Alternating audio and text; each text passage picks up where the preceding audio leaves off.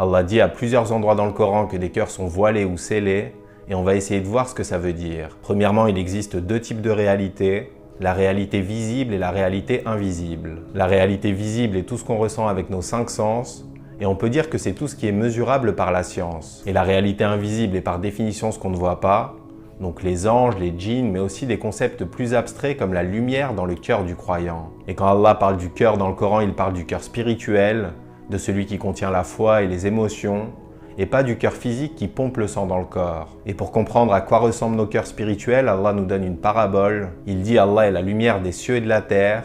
Sa lumière est semblable à une niche où se trouve une lampe.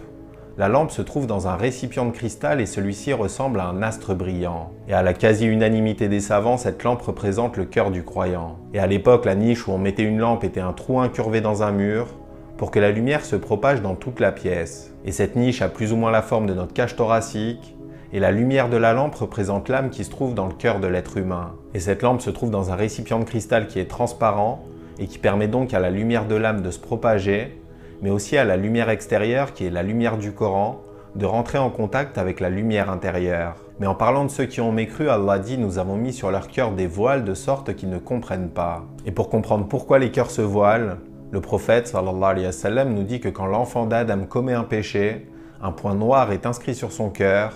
Autrement dit, un peu de saleté vient se déposer sur le cristal. Et l'homme ne cesse de commettre des péchés jusqu'à ce que son cœur devienne totalement noir, autrement dit jusqu'à ce que le cristal soit entièrement recouvert et qu'aucune lumière ne puisse ni entrer ni sortir. Et une fois que ça arrive, ça impacte tous les organes.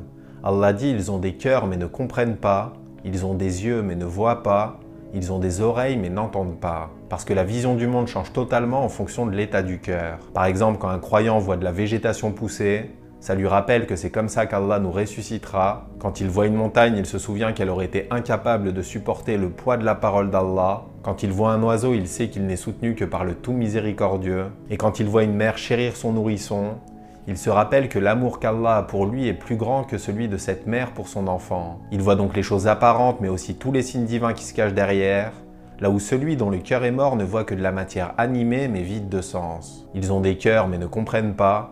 Ils ont des yeux mais ne voient pas, ils ont des oreilles mais n'entendent pas. Qu'Allah nous guide. Salam alaikum wa rahmatullah.